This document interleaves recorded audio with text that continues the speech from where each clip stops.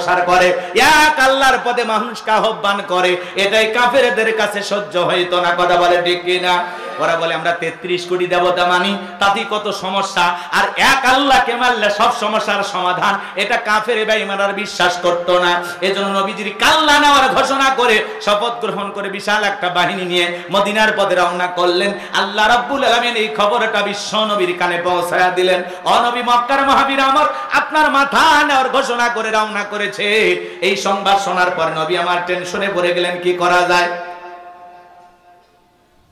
নবীজি সাহাবীদেরকে বললেন, আমার সাহাবীরা, মক্কার মহাবীর আমার মাথা নেওয়ার ঘোষণা করে রওনা করেছে, তোমরাই বলো কি করা যায়। নবীর সাহাবী হযরত ওসমান রাদিয়াল্লাহু তাআলা ডেকে বলেন, নবী আপনি আল্লাহর এত বড় পয়গম্বর, আল্লাহর কাছে হাত তুলে দোয়া করেন, ওই মক্কার মহাবীর আপনার কাছে পৌঁছার আগে ওরা হাত পা যেন আল্লাহ প্যারালাইজ করে দেয়, আপনার কাছে পৌঁছার যেন কোনো ক্ষমতা না থাকে। নরম মানুষ দোয়ার পক্ষে, কথা বলেন ঠিক কি না? হযরত ওসমান আবু বকরের ছিল নরম সাহাবী। আল্লাহু আকবার। নবীজি তাদের কথা শুনে হাত তুলে দোয়া করতে লাগলেন, আল্লাহ ওই মক্কার মহাবীর আমার কাল্লা নেওয়ার ঘোষণা করে রওনা করেছে, আমি চাই আমার কাছে পৌঁছার আগে ওরা হাত পা এতটুকু শুধু বলেছেন। আল্লাহ আসমান থেকে বলে, জিবরাইল আর করিস না দেরি, আমার নবীজিকে জানায় দাও তাড়াতাড়ি, আমি আল্লাহ পাক শুধু 2 হাত দোয়া করার জন্য দেই নাই, মাঝে মাঝে জালেম আর বেঈমানদেরকে সাইজ করার জন্য ওই 2 হাতের লাঠিও তুলে নেওয়া লাগবে। বলেন আল্লাহু আকবার। জিবরাইল এসে বলে, নবী দোয়া কবুল হবে না, হাত নামান। নবীজি হাত মুখে না লাগায়া হাঁটুর উপরে রেখে দিলেন। অনেক যুবক আছে দোয়া করে আর এরকম দড়ি ফাঁকায় আছে না নাই? অনেক যুবক আছে দোয়া করে আর প্রেসার মাপে। দোয়া করার একটা আদব আছে না নাই? ভালো করে বোঝার চেষ্টা করেন, বাজান লম্বা হবে, আমি লম্বা করব না। জিবরাইল এসে বলে, নবী দোয়া কবুল হবে না, আল্লাহ তাআলা আপনার দোয়া কবুল করবে না। বলেন তো বাজান, সব জায়গায় কি দোয়া দিয়ে কাজ হয়? এই গ্রামের নাম মনে করেন দোগাছি, না এই গ্রামের নাম বললে হয়তো বা সমস্যা হতে পারে, অন্য আর একটা গ্রামের নাম বলেন।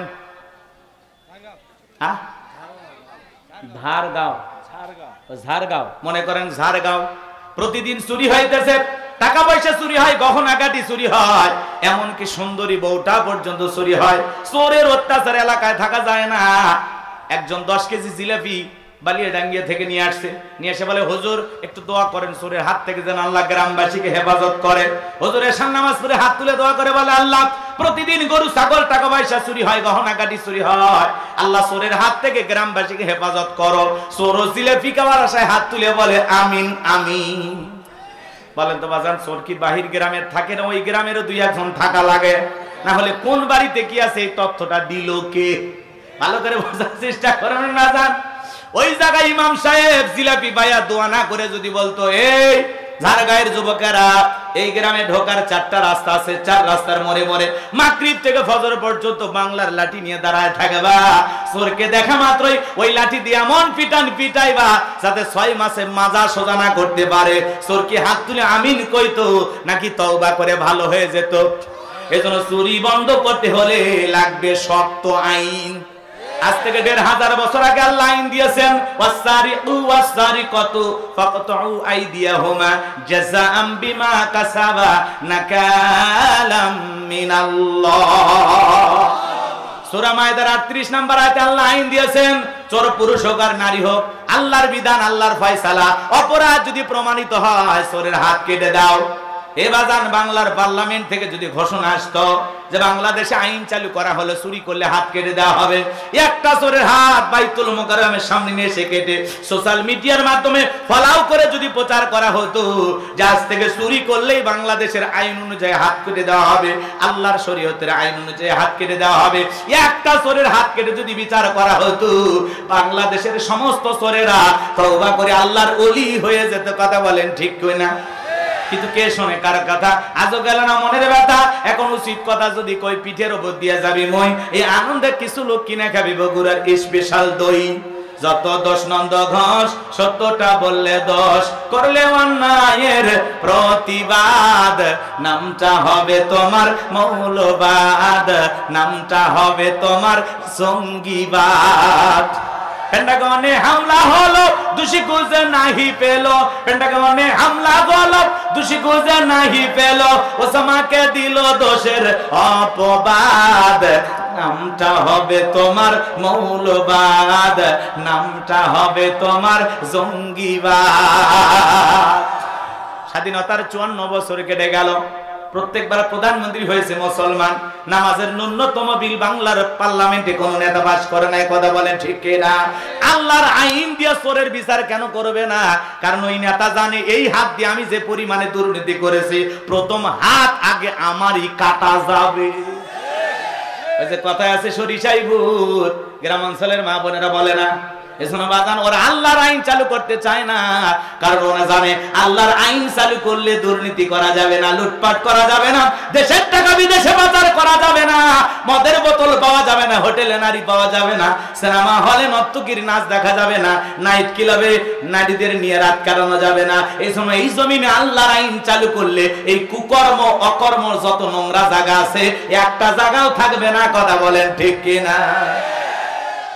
কারণ ওরা বোতল খায়, ঘুমায়, বোতল খাওয়া ওদের স্বভাব। সারা দিন মাদক মুক্ত সমাজ গড়ার জন্য ব্যানার নিয়ে রাজপথে নামে, আমরা মাদক মুক্ত সমাজ গড়তে চাই।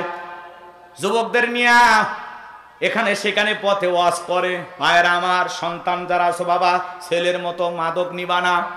এই যুবক, মাদক সেবন করা যাবে না, যেই মুখে মা ওই মুখে মাদক তুলব না। আমি তোমাদের নেতা বল্টু সলিমউদ্দিন বলে যাই, মাদক সেবন করা যাবে না।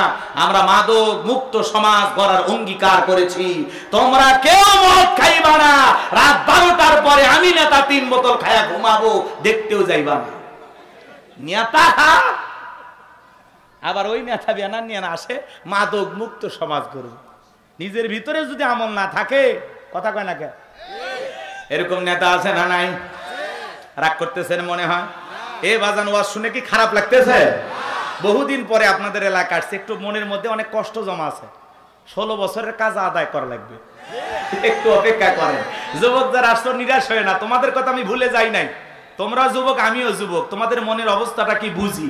তোমাদের জন্য স্পেশাল কিছু আলোচনা মাথার মেমোরিতে সেভ করা আছে, সময় মতো ডাউনলোড দিয়ে শোনায় দেব ইনশাআল্লাহ। মা বোন যারা আসছে একেবারে নিরাশ হবেন না, মা আপনাদের জন্য ওয়াজ হবে। যে সমস্ত মা বোনের একটু বাঁকা পথে চলে, ওয়াজের মাধ্যমে সোজা করা লাগবে, একটু অপেক্ষা করেন। কষ্ট হচ্ছে মনে হয় আপনাদের। সম্মানিত ভাইরা আমার, দিল দিয়া কথাগুলো বোঝার চেষ্টা করবেন। তাহলে চুরি বন্ধ করতে লাগবে কার আইন? আল্লাহর আইন ছাড়া চুরি, দুর্নীতি, টেন্ডারবাজি, চাঁদাবাজি, খুন, ধর্ষণ বন্ধ করা যাবে না। আল্লাহর আইন ছাড়া সমাজে শান্তি কায়েম হবে না। চলেন না সামনের দিকে যাই বাজান। জিবরাইল এসে বলেন, নবী দোয়া কবুল হবে না। সাহাবীদের মধ্যে ঘোষণা করেন, এমন কেউ কি আছে যে মক্কার মুহাবির আমরের মোকাবেলা করবে? নবী সাহাবীদেরকে ডেকে বলেন, আমার সাহাবীরা, আল্লাহ তাআলা দোয়া কবুল করে নাই। তোমাদের মধ্যে এমন কেউ কি আছো যে মক্কার মুহাবির আমরের মোকাবেলা করবা? নবীর কোন সাহাবী দাঁড়ায় না, হযরত আলী দাঁড়িয়ে গেলেন। বলুন আল্লাহু আকবার। নবী ডেকে বলে, আলী রে, তুমি ছোট মানুষ, না বুঝে কেন দাঁড়াইছো? তুমি কি জানো ওই মক্কার মহাবীর আমর এক বেলা খাবার খাই 21 কেজি, 3.5 মণ ওজনের তরবারি নিয়ে যুদ্ধ করে। এত বড় বীরের সামনে তুমি কেমনে যাইবা? বসে পড়ো। হযরত আলী বসে বললেন। নবীজি দ্বিতীয়বার বললেন, আবারও হযরত আলী দাঁড়াইছে। নবীজি যখন তৃতীয়বার বললেন, কে আসো আমরের মোকাবেলা করবা? আবারও হযরত আলী দাঁড়িয়ে গেছেন। বলেন আল্লাহু আকবার। নবী তখন দুইটা হাত বাড়ায় বলে, আলী রে, আয় আয় আমার বুকের ভিতরে আয়। হযরত আলীকে নবী বুকের সঙ্গে জড়ায় নিলেন, আর দেখে বলে, আলী রে, এত বড় বীরের সামনে যাবি, তোর জানে কি মায়া দয়া নাই? হযরত আলী ডেকে বলতেছে, নবী, আমার ভিতরের ঈমান বলতেছে ওই মক্কার মহাবীর আমর আপনার চেহারা দেখার আগে ওই আমি জমিন থেকে বিদায় করে দেব। বলেন আল্লাহু আকবার। ঈমানের একটা পাওয়ার থাকা দরকার আছে না নাই? ঈমানের একটা স্পিরিট থাকা দরকার আছে না নাই? যে ঈমান প্রয়োজনে জ্বলে ওঠে না, যে ঈমান সত্য ন্যায়ের কথা বলে না, যে ঈমান অন্তরে নাই, যে ঈমান অন্তরে নাই, মুখে ফোটায় কথার কলি, কিভাবে তারে বলো ঈমান বলি, কিভাবে তারে বলো ঈমান বলি? যে ঈমান প্রয়োজনে জ্বলে ওঠে না, যে ঈমান সত্য ন্যায়ের কথা বলে না। মারহাবা কোন? আমার ভাইয়েরা, নবী ডেকে বলে আলী, খালি হাতে দোয়া করলে হবে না। ও ওসমান, তোমার বাড়িতে কি তরবারি আছে? হযরত ওসমান ডেকে বলে নবী, আমার বাড়িতে তরবারি আছে 27 ইঞ্চি লম্বা। নবী বলে যাও তরবারি নিয়ে আসো। এখন তো তরবারি কথা শুনলে বলবে জঙ্গি, যদিও বাংলাদেশে কোনো জঙ্গি নাই। 16টা বছর ওরা জঙ্গির নাটক করেছিল, কথা বলেন ঠিক কি না? হযরত ওসমান তরবারি এনে দিলেন, নবী হযরত আলীর হাতে তরবারি ধরা দিলেন। হযরত আলী তরবারি পায়ে মারছে দৌড়। নবী দেখে বলে আলী এত জোরে কেন যাও? বলে নবী আপনার মাথা নেওয়ার ঘোষণা করে অনেক আগে রওনা করেছে, আমি চাই আপনার কাছে পৌঁছার আগে আমি জমিন থেকে বিদায় করে দেব। এই কথা বলে হযরত আলী দৌড়াইতে লাগলেন। দৌড়াইতে দৌড়াইতে দৌড়াইতে যখন আমরের মুখোমুখি হয়ে গেছে, আমর ডেকে বলে কি রে পিচ্চি আলী, তুই কেন আমার সামনে? হযরত আলী বলতেছে পিচ্চি নাকি পরে বুঝাইতেছি, কথা আছে ছোট মরিচের ঝাল বেশি। হযরত আলী একটা দোয়া পরে দাগ টানতেছেন। বাজান এই দিকে খেয়াল করে শোনেন, এই দোয়াটা পরে যদি আপনারা বাড়ির চতুর্দিকে ফু দিতে পারেন, পানি ছিটিয়ে দিতে পারেন, চোরের হাত থেকে, ডাকাতের হাত থেকে, বড় বড় দুর্ঘটনার হাত থেকে আল্লাহ আপনার পরিবারকে হেফাজত করবেন, নিরাপত্তা দান করবেন। হযরত আলী যেই দোয়া পড়েছিলেন ওই দোয়াটা কি আপনারা শুনবেন? এদিকে খেয়াল করেন, হযরত আলী দোয়াটা পড়তেছেন আর দাগ টানতেছেন। দাগটা টানা যখন শেষ হয়ে গেল, হযরত আলী তরবারটা উঁচু করে বলতেছে, এই মক্কার মুহাবির আমর, তোর যদি সাহস থাকে দাগটা পার হয়ে দেখে আয়, খেলা হবে, আয় খেলা হবে, আয়। আল্লাহু আকবার। হযরত আলীর হুঙ্কারে ওর ভিতরে 19-20 শুরু হয়ে গেছে। বাড়িওয়ালা ল্যাংরা ঢুকছে, চোর কিছু না পারে যদি আওয়াজ দেয় কে রে, চোর কি থাকবি না ভেগে দৌড় মারবি?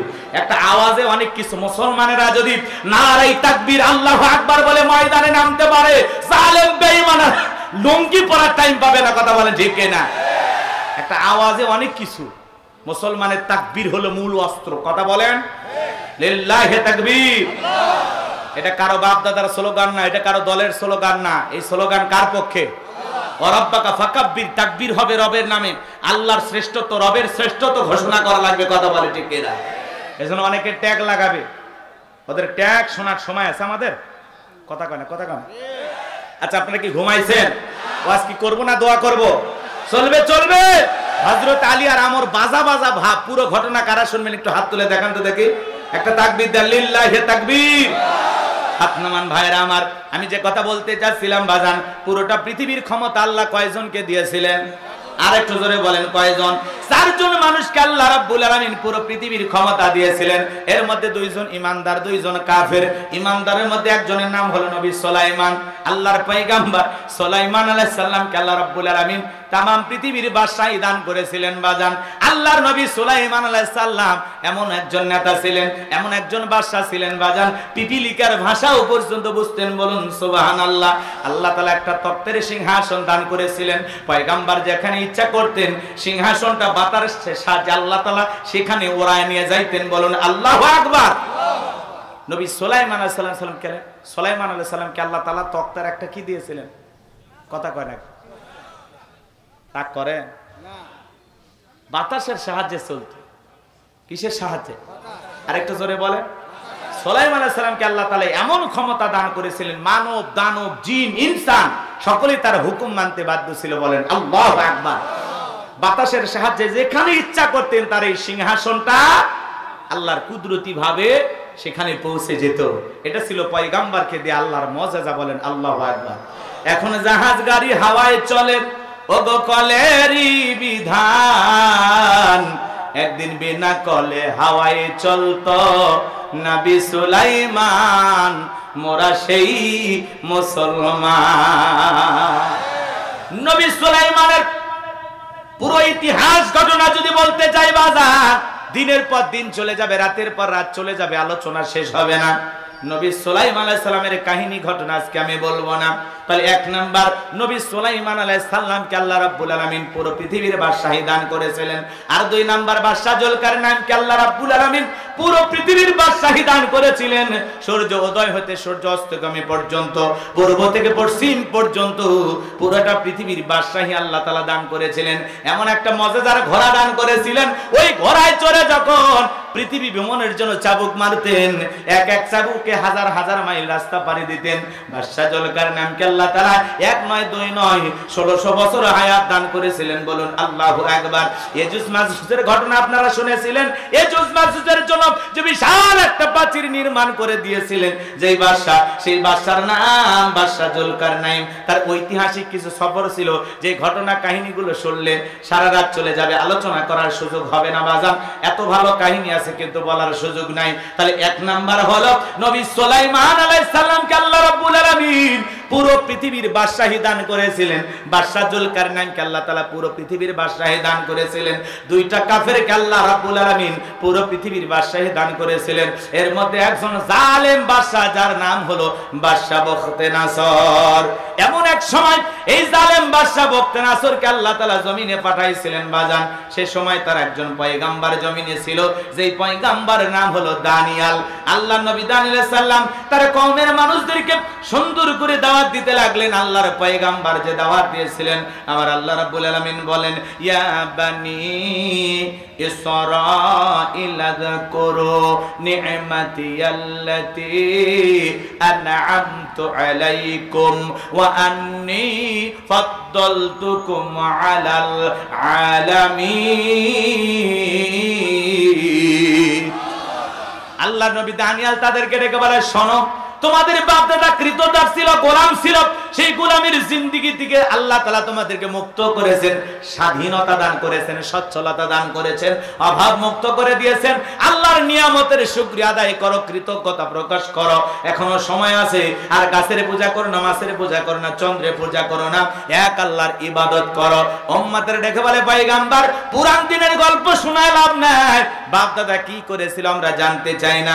আমরা ভালো আছি, আরাম আয়েশে আছি, আপনার কথা মানার সময় নাই। আল্লাহর পয়গম্বরের দাওয়াত যখন তারা ঘৃণা বলে প্রত্যাখ্যান করলো, পয়গম্বরের দাওয়াত যখন তারা গ্রহণ করলো না, আল্লাহর পয়গম্বর সকালে দাওয়াত দেয়, বিকেলে দাওয়াত দেয়, সন্ধ্যায় দাওয়াত দেয়, কোনো মতেই যখন এই বনি ইসরাঈল উম্মতেরা দাওয়াত গ্রহণ করলো না, পরিশেষে আল্লাহর পয়গম্বর ডেকে বলে, শোনো, কোন কওমের মানুষ, জাতির মানুষ যদি দাম্ভিকতা করে, অহংকার করে, আল্লাহ রাব্বুল আলামিন তখন ওই কওমের উপরে, জাতির উপরে 2 ধরনের আযাব আর গজব পাঠায়া দেয়। 1 নাম্বার হলো আসমান জমিনের গজব দিয়ে আল্লাহ তাদেরকে ধ্বংস করে দেয়, আর না হয় তাদের ভাগ্যে জালেম শাসক পাঠায়া দেয়। দেশের জনগণ হবে যেমন, দেশের নেতাও হবে তেমন।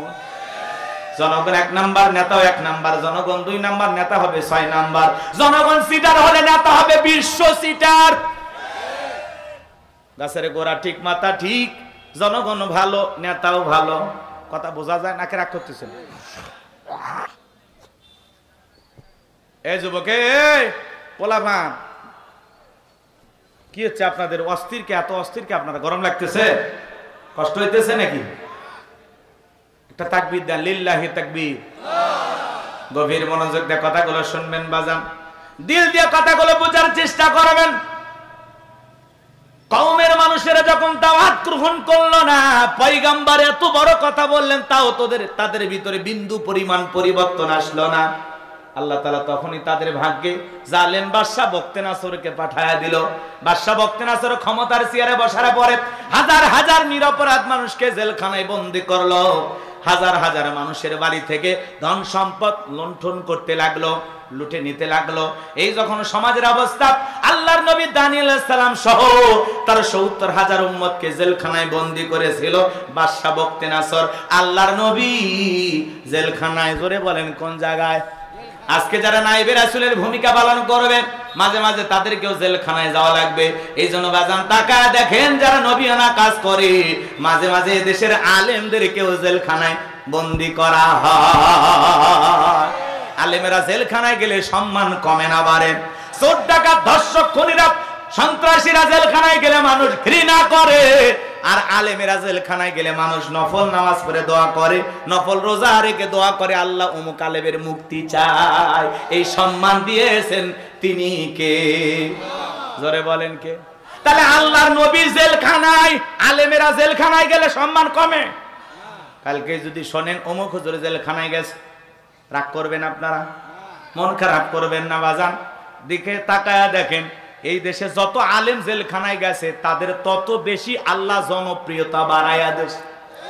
এই যে আজকের মাহফিল আসার কথা মুফতি আমির হামজা ভাই, জেলখানায় যাওয়ার আগে 2-1টা করে মাহফিল করত, দিনে 2টা 1টা করলেই হতো।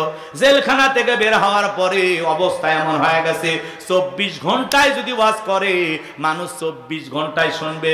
কোন মাহফিলে সকালবেলা, কোন মাহফিলে জহর পয়রা, কোন মাহফিলে আসর পয়রা, কোন মাহফিলে মাগরিব পয়রা, কোন মাহফিলে এশা পয়রা, কোন মাহফিল রাত 10টায়, কোন মাহফিলে 12টা, কোন মাহফিলে রাত 2টায়, কোন মাহফিলে ফজর পয়রা। তবুও লক্ষ লক্ষ মানুষ তার কথা শোনার জন্য হাজির হয়ে যায়।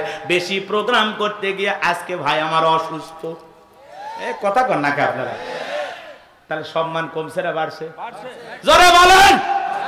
ডক্টর মিজানুর রহমান আজারি ভাই, জালেমেরা দেশে থাকতে দিল না, দেশ ত্যাগ করতে বাধ্য করলো। বীরের বেশে বিদেশ থেকে যখন ফিরে এসেছে, এখন তার কোরআনের তাফসীর মাহফিলের শ্রোতা কমছে না বাড়ছে? আগে মানুষ হলে 50,000, 1 লাখ, 2 লাখ, 4 লাখ, এখন মানুষ হয় 20 লাখ, 25 লাখ। সম্মান দেওয়ার মালিককে ওরা পারবে না। ওরা যতই হিংসা বিদ্বেষ ছড়াক, হেরে যাবে ওদের হিংসা, জিতে যাবে আমাদের ভালোবাসা। কথা বলেন ঠিক কি না? চলেন না বাজান, সামনের দিকে যায়। আল্লাহ নবী দানিয়াল ডেকে বলে, আমার উম্মতেরা, কই গেল তোমাদের ভালো থাকার দিন? কই গেল সুন্দরী বিবি? কই গেল টাকা পয়সার অহংকার? ঠিকই তো জেলখানায় ঢুকলা, এখন অবস্থাটা কি? উম্মতেরা ডেকে বলে, পয়গম্বর, আপনার কথা যা দিবালোকের মতো সত্য হবে, এত তাড়াতাড়ি ফলে যাবে আমরা বিশ্বাস করতে পারি নাই। পয়গম্বর, আমরা যা করেছি ভুল করেছি।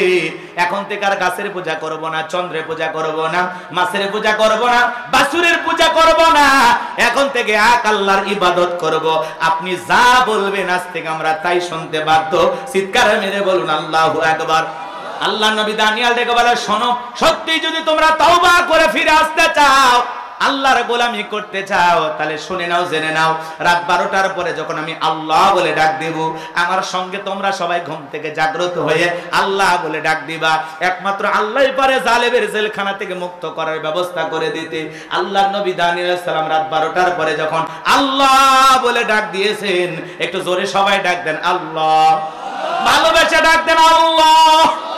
এমন এক আল্লাহ পেয়েছি বাজান, আল্লাহ আল্লাহ বললে মনে হয় বুকের ভিতরে আর কোনো ফাঁকা থাকে না, পুরোটা অন্তর আল্লাহ নামের উচ্চারণ করার সাথে সাথে মনে হয় ভরে যায়।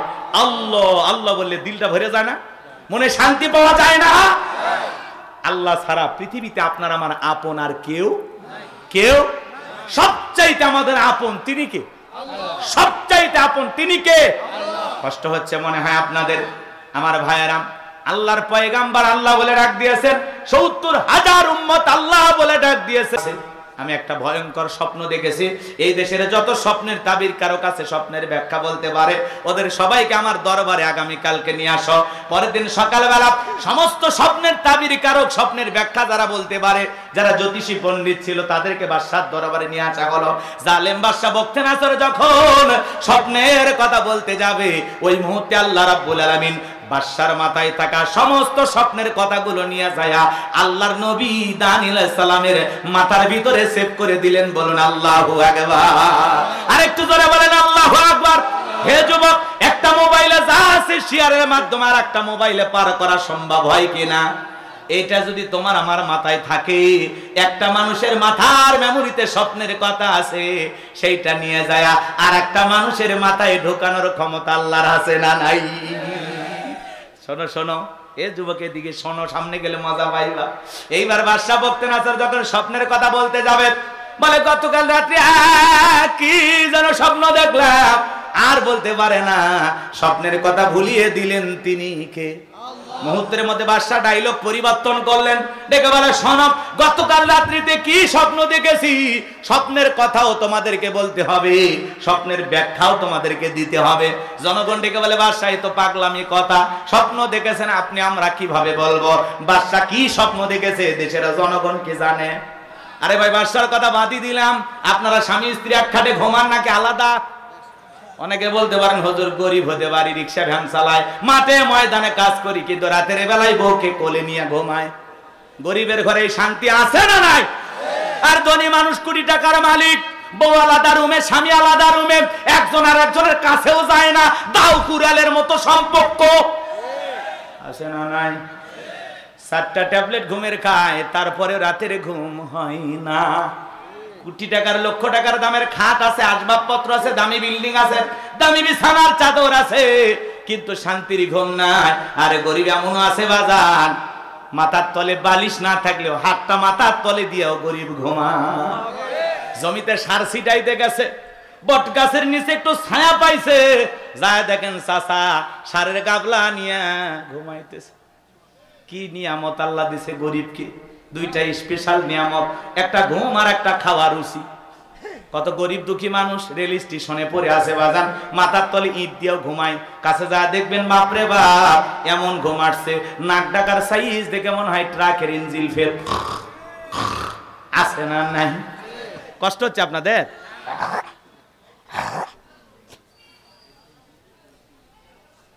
এই যুবক, কি হয়েছে? গল্প করো কেন? কষ্ট হচ্ছে নাকি আপনাদের? গরিবকে আল্লাহ স্পেশাল নিয়ামত দিয়েছে দুইটা, একটা ঘুম আর একটা খাওয়া রুচি। ধনীর সামনে কত খাবার ফল ফুটের অভাব নাই, খাইতে পারে না, কয় ডায়াবেটিস শরীর আছে না নাই, নানান রোগে আক্রান্ত, খাওয়া যাবে না। গরু কয় না খাওয়া যাবে না, খাসি কয় ধুইয়া এক পিস। গরিব তাকায় দেখার বলে খাওয়া যাবে না, খালি দিয়ে দেখ। ধান ভাঙ্গা ভুট্টা ভাঙ্গা অটো মেশিন যেমন দেখছো, গরিবের পেটের মধ্যে এরকম মেশিন সেট করা আছে, যা দিবি সব সমান হয়ে যাবে। আরে ভাই খাওয়ার রুচি আছে, কেনার টাকা নাই, আর ধনীর কেনার টাকা আছে, খাওয়ার রুচি নাই। যত খাবে বেশি তত মরবে তাড়াতাড়ি, কম খাইলে বেঁচে দেখবে ডাক্তারের হলো কি নির্দেশনা। রাগ করেন? যেভাবে মানুষ বাঁচার জন্য ডাক্তারের নির্দেশনা মানে, ওইভাবে যদি কোরআন হাদিসের নির্দেশনা মানে, ওই মানুষটা জান্নাতে যাবে, এতে কোনো সন্দেহ নাই। আমার দিকে তাকান বাজান, যে কথা বলতে চাচ্ছিলাম, স্বামী স্ত্রী আপনারা এক খাটে ঘুমান, আপনার বউ আপনাকে বাদ দিয়া আর একটা ছেলের হাত ধরে যদি চা বাগানে যায়, চায়ের পাতা তুলতে চায়, কি সুন্দর ভারতের বর্ডারের পাশে নদী আছে, ওই নদীতে যায় যদি একটু সাঁতার কাটে, ঘোরাফেরা করে, আপনি কি করবেন? আপনার বউ আর একটা ছেলের হাত ধরে ঘুরতেছে, পুরুষ হিসাবে বলেন তো বাজান, আপনি কি মেনে নেবেন? এই জোরে কর। অনেক যুবক কথা বলেন, এরা মানে ভালোবাসা শেয়ার করবে, বউ আমার অন্য ছেলের হাত ধরে করবে, এই বউ ঘরে রাখা যায়? কথা কয় না। টাকার ভাগ দেওয়া যায়, সম্পদের ভাগ দেওয়া যায়, বইয়ের ভাগ কি দেওয়া যায়? ভাগ করতেছেন বুঝি? বউ এমন একটা জিনিস, এটা পার্সোনাল জিনিস, কথা বলেন, নিজে আগলে রাখার জিনিস, একান্তই আমার। আমার বউ একান্তই আমার, আর আমার বউ যদি আমার বাদ দিয়ে অন্য কারো হতে চায়, উড়ান্ত পাখি হয়ে উঠতে চায়, একটু ছেড়ে দেওয়ার দরকার আছে না নাই? রাগ করতেছেন বুঝি? এদিকে আমার দিক তাকান। আপনার বউ স্বপ্নে আর একটা ছেলের হাত ধরে করে যদি টের পান, কি করবেন? একজন করছে তালাক দেবে, সাহস আছে যাক। আর কি করবেন? কেউ কয় ফিডাই, কেউ কয় মারবো, আর যারা কথা কয় না, এদের বউ পরকীয়া করলেও কিছু বলবে না। রাগ করবেন না বাজান গো আমার, আপনার বউ স্বপ্নে কি দেখে আপনি জানেন না, জানলে খবর আইতো, খবর হইতো না। আবার আপনি ঘুমের করে আপনার বউকে বাদ দিয়া আর একটা মেয়ে মানুষের হাত ধরে ঠাকুরগাঁও শহরে যা ফুচকা খাইতেছেন, ঘুরতেছেন, পার্কে যায়, আপনার বউ যদি টের পাইতো, লাত্তি মেরে খাট থেকে ফেলাইয়া ছাতা দিয়ে পিটাইয়া আপনার 12টা বাজাইতো। স্বামী কি স্বপ্নে দেখে বউ জানে না, বউ কি স্বপ্নে দেখে স্বামী জানে না। স্বপ্ন তো স্বপ্নই, কথা কয় না, আর কি বাস্তবতা আছে। মাঝে মাঝে স্বপ্নে দেখেন আপনাকে সাপ তাড়া করছে, কান লাগিনি, সাপ এসে আপনারা সবল মারতেছে, ঘুমের তালে দেখতেছেন, ঘুম থেকে উঠে দেখছেন না ঘরে কোনো সাপ নাই, পাশেই তো কাল নাগিনী শুয়ে আছে। এতে গত কয়েকদিন আগের ঘটনা বাজান, আরে পরকীয়া প্রেমিকের বুদ্ধি শুই না, একটা নারী তার স্বামীকে মেরে বালু চাপা দিয়েছে। সুবহানাল্লাহ কন, দেখছে সুবহানাল্লাহ কয়, পাগল নাকি? এই সুবহানাল্লাহ হবে, জোরে কন নাউজুবিল্লাহ। আমার গাইবান্ধার ঘটনা, কয়েকদিন আগে পরকীয়া প্রেমিকের কথা শুই না স্বামীকে হত্যা করেছে। 7 বছরের মেয়েটা বাবার লাশ ধরে কান্না করতেছে। আর একটা ঘটনা দেখলাম বাজান, পরকীয়া করে পরকীয়া প্রেমিককে সঙ্গী নিয়ে স্বামীকে হত্যা করে বালু চাপা দিয়েছে। কত নারী আছে স্বামীকে মেরে ফ্রিজে টুকরা টুকরা করে রেখে দিয়ে যায়, মনে হয় কয়েকদিন পরে রান্না করে খাবে, ওটা নারী না ডাইনি? এরকম মহিলা আছে না নাই? কয়েকদিন আগে দেখলাম না বড় করে আই স্বামীকে কম্বল চাপা দিয়ে মারছে, পুলিশ এসে ধরে নিয়ে গেছে। পরকীয়া প্রেমিকের সাথে ঝগড়া লাগছে, তোর বুদ্ধি শুনে তো মারলাম। ওই মারলি কেন? দুইজনে লাগছে পুলিশের সামনে ঝগড়া, পরকীয়ার প্রেমিকও জেলখানায়, পরকীয়া করা নারীও জেলখানায়। এই জন্য হত্যা করে বাঁচতে পারবেন না মা। পরকীয়ার প্রেমিককে এতই যদি ভালো লাগে, স্বামীকে তালাক দিয়ে চলে যাও, হত্যা করো না, মার্ডার করো না। যদি মাইরা ফেলে দাও, একজনকে মেরে তুমি কখনো ভালো থাকতে পারবা না, কোথাও না কোথাও ফেসেই যাইবা। কথা কয় না কেন? রাগ করতেছেন? মাঝে মাঝে ঘুমের ঘরে স্বপ্নে দেখেন বাড়ি ঘরে আগুন লাগা পুড়ে গেছে, ঘুমোতে করে দেখেন না সব ঠিকই আছে। মাঝে মাঝে স্বপ্নে দেখেন আপনি মারা গেছেন, বউ বাচ্চা কান্নাকাটি করতেছে, ঘুমোতে করে দেখেন না বেঁচেই আসি। কথা কয় না কেন? স্বপ্ন তো স্বপ্ন। যুবকেরা স্বপ্ন দেখে, যারা অবিবাহিত যুবক, কত যুবকের ঘরে দেখলাম বাজান নায়িকাদের ছবিতে পুরোটা ঘর সাজানো, ঘুমানোর আগে ওই নায়িকাদের ছবি দেখা নফল মনে করে। একবার করে নায়িকাদের চেহারার দিকে তাকায় আর বলেন, আহারে এই নায়িকার মতো যদি একটা বউ পাইতেন জীবন ধন্য হয়ে যেত। ঘুমের ঘরে দেখে নায়িকা আর বুকের ওপর। কথা কোন ঠিক কি না?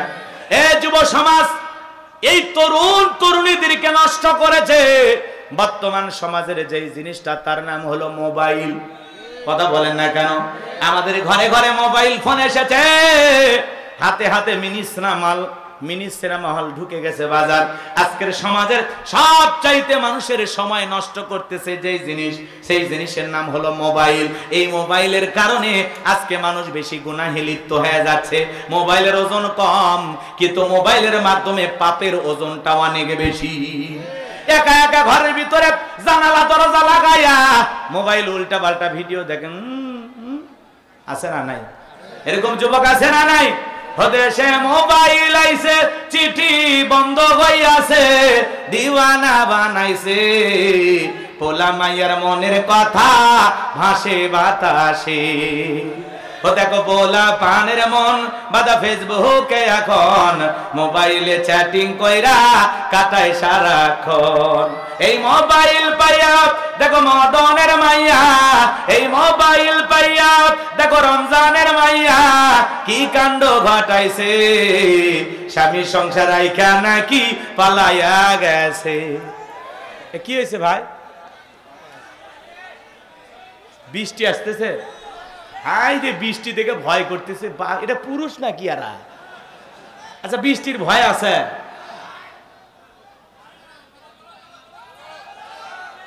হাই রে আল্লাহ, কতদিন বৃষ্টিতে ভিজলো, আজকে কোরআনের মহাব্বতে কয়েকটা মিনিট থাকা যায় না? এ কি সেই ঝড় তুফান বৃষ্টি আসছে? বসেন, খারাপ লাগতেছে? বলেন এগুলো সমাজে আছে না নাই? পরকীয়া প্রেম করে স্বামীকে রেখে আর একটা পরপুরুষের হাত ধরে পালিয়ে যায়। যে নারী স্বামী রেখে সন্তান রেখে আর একটা পরপুরুষের হাত ধরে পালিয়ে যায়, ওটা নারী জাতির কলঙ্ক।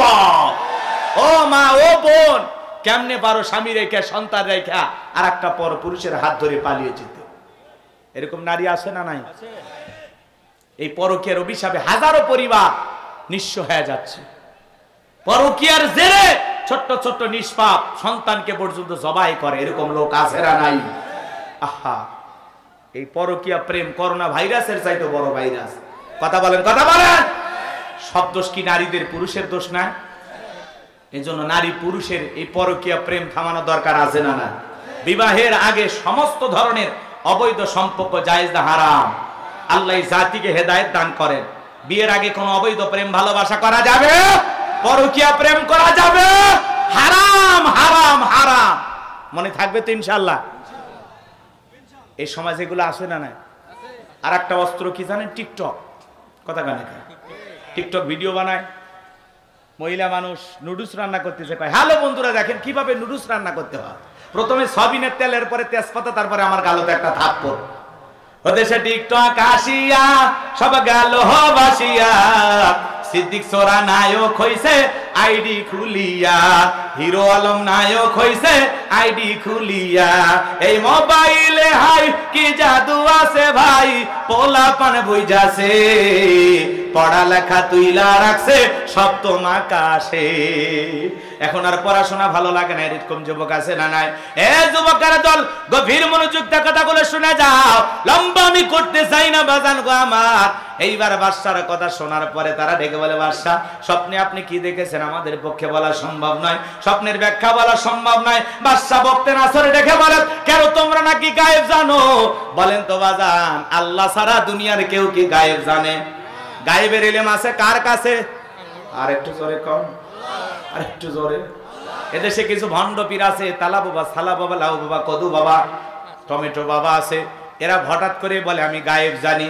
মনে রাখবেন, যে বলবে গায়েব জানি, এর একটা অন্ধকার রুমের ভিতরে নিয়ে যাবেন, আচ্ছা তার পিটাবেন, পিটায় বলবেন গায়েবী মার দিলাম, কারো কাছে বলবি না, বললে ধ্বংস হয়ে যাবে। মনে রাখবেন, আল্লাহ ছাড়া পৃথিবীর কেউ গায়েব জানে না। কথা বলেন ঠিক কি না? লম্বা আমি করবো না বাজান, সংক্ষিপ্ত করে বলে যায়, ভণ্ড পীরের ওয়াজ করার সুযোগ নেই।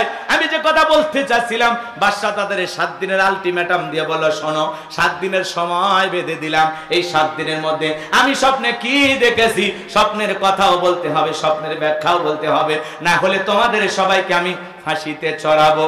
জালেমেরা যখন পারে না তখন দেয় হুমকি। কথা বলে ঠিক কি না? এইবার জনগণ ডেকে বলে, বাদশা 7 দিন কেন, 7 বছর সময় দিলেও আপনি স্বপ্নে কি দেখেছেন এই কথা বলা আমাদের পক্ষে সম্ভব হবে না।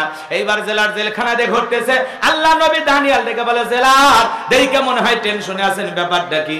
জেলার সব ঘটনা খুলে বলো। আল্লাহ নবী দানিয়াল ডেকে বলে, শোনেন আপনার বাদশা স্বপ্নে কি দেখেছে, এই স্বপ্নের ব্যাখ্যাটা কি হবে? 2টা তথ্য আমার কাছে জানা আছে। তাই নাকি? বলে হ্যাঁ। দৌড়ে চলে গেছে বাদশার কাছে, যায় বলে, বাদশা আপনার টেনশনের ঔষধ পাওয়া গেছে, জেলখানা একটা কয়েদি আছে, আপনি স্বপ্নে কি দেখেছেন আর স্বপ্নের ব্যাখ্যাটা কি হবে 2টাই তার জানা আছে। তাই নাকি? বলে হ্যাঁ। ঠিক আছে, যাও বাজান কি নিয়ে আসো, ঠেলার নাম বাবাজি। এইবার আল্লাহ নবী দানিয়েলকে যখন বলে, চলেন বাদশা আপনাকে ডেকেছে, আল্লাহ নবী দানিয়েল ডেকে বলে, শোনো জেলখানা থেকে বের হবো, আমার একটা শর্ত আছে, আমার 70,000 উম্মতকে আগে জেলখানা থেকে বের করে দেওয়া লাগবে। নেতা যদি হওয়া লাগে, নেতৃত্ব যদি শেখা লাগে, নবীদের কাছ থেকে নেতৃত্ব শেখা লাগবে। কত নেতার পিছনে মিছিল করতে গেলেন ঠাকুর গায়েব, নেতা পাইছি এক খান ট্যাবলেট খান, ট্যাবলেট খান, ট্যাবলেট খান কবরে, তোমরা কেন অপরে? কথা কন নাকি আপনারা? নেতার পিছনে মিছিল করতে যায় ঠাকুর গায়ের প্রশাসনের লোকজন আইসা 105 জন নেতা সহ গ্রেফতার করে নিয়ে গেল। নেতা সকালে জেলখানায় ঢুকে বিকেলে বের হয়। নেতার তো টাকা মামু খালুর অভাব নাই, কিন্তু আপনি গরিব মানুষ, রিক্সা চালান, ভ্যান চালান, মাঠে ময়দানে কাজ করেন, আপনার পরিবারে একদিন রোজগার না করলে তাদের মুখে খাবার ওঠে না। নেতা যদি ভালো হইতো, ডেকে বলতো আমার এই গরিব মানুষগুলো আমাকে মহাব্বত করে আমার মিছিল মিটিং করতে আসে, আমার একটা কর্মী জেলখানায় থাকা অবস্থায় আমি নেতা বাহিরে যাব না, সেটা হলো আসল নেতা। যে নেতা আপনার দুঃখে কাঁদবে, আপনার সুখে হাসবে, আপনার বিপদে আপনার পরিবারের পাশে দাঁড়াবে।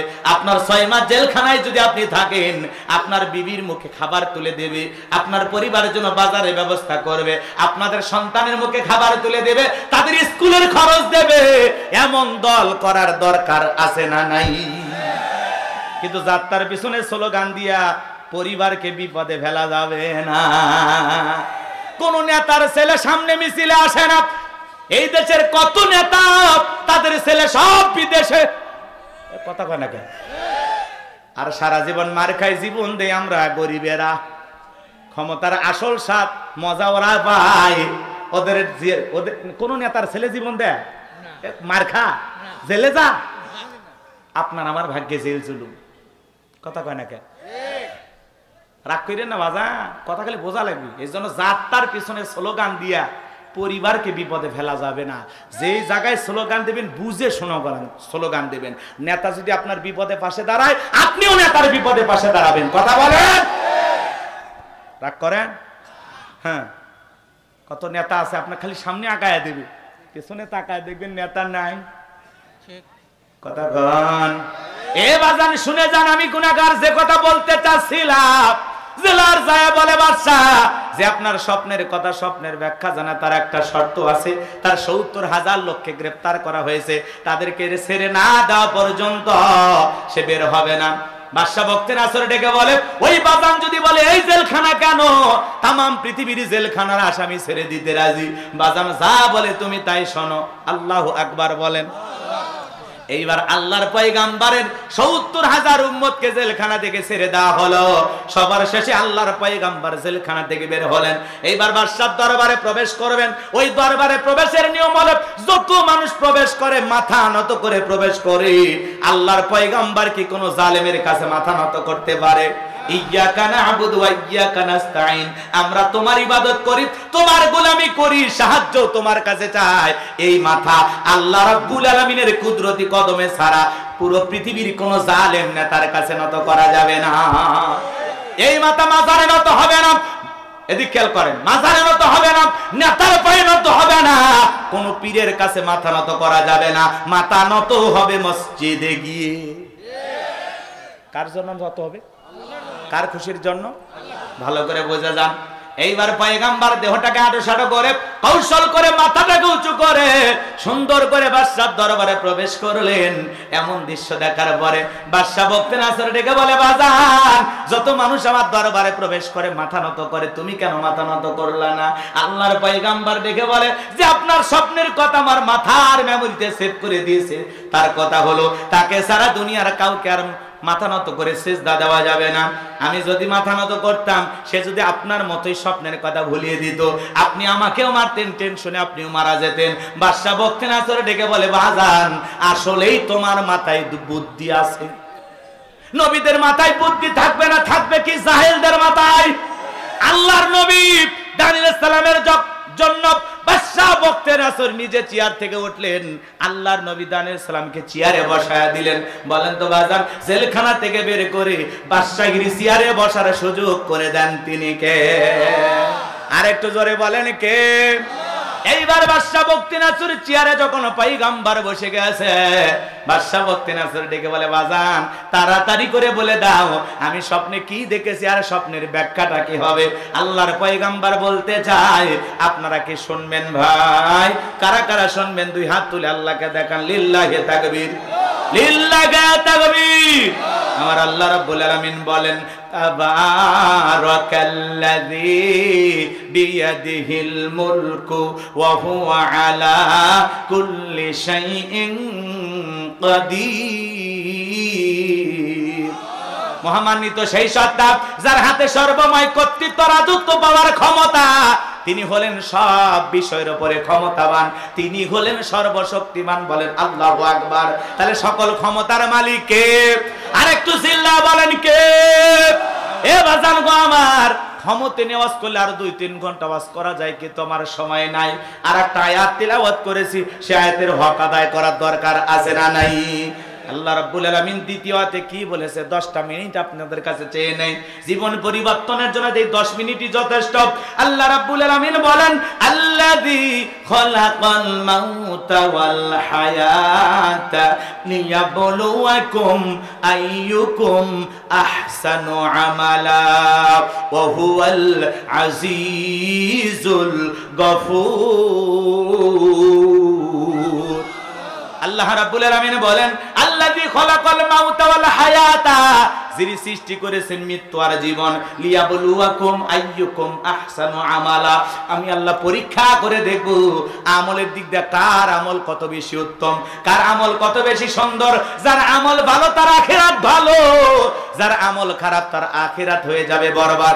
এ বাজান, আল্লাহ আমল দিয়ে পরীক্ষা করে দেখবেন আমলের দিক দিয়ে কার আমল কত বেশি উত্তম, কার আমল সবচেয়ে বেশি সুন্দর। আল্লাহ দুনিয়াতে পাঠাইছে বাজান পরীক্ষা করার জন্য। আমরা সবাই দুনিয়াতে আসছি পরীক্ষা দেওয়ার জন্য, এর ফলাফল পাওয়া যাবে আখিরাতে। কথা কয় না, কথা কয় না? খারাপ লাগতেছে? 10টা মিনিট চাইছে ওরা। এই চাচা বসেন, 10 মিনিট পরে চলে যাবেন। আমি 12টার কথা বলছি না, আর 15 মিনিট আছে তো। এত অস্থির কেন আপনারা? খারাপ লাগতেছে? দিল নরম করে চক্ষুটা বন্ধ করে হলে কথাগুলো শোনেন, খারাপ লাগবে না ইনশাআল্লাহ। লিল্লাহি তাকবীর। দিল দিয়ে কথাগুলো বোঝার চেষ্টা করেন বাজান। আল্লাযী খলাকাল মাউতা ওয়াল হায়াতা, যিনি সৃষ্টি করেছেন মৃত্যু আর জীবন। সর্বপ্রথম আল্লাহ তাআলা মৃত্যুর কথা কেন বললেন বাজান গো আমার? এই দুনিয়াতে আসার একটা সিরিয়াল আছে, যাওয়ার কিন্তু কোনো সিরিয়াল নাই। দাদা আসছে, দাদার পরে বাবা আসছে, বাবার পরে আমরা আসলাম, আমার পরে আমাদের সন্তানেরা আসলো। কিন্তু যাওয়ার বেলা দাদার আগে নাতি চলে যায়, নাতি দাদার আগে চলে যায়, বাবার আগে সন্তান চলে যায়, বাবার কাছে সন্তানের লাশ। এটা পৃথিবীর সবচাইতে ভারী বোঝা। এই বোঝা সহ্য করার শক্তি সব বাবার থাকে না।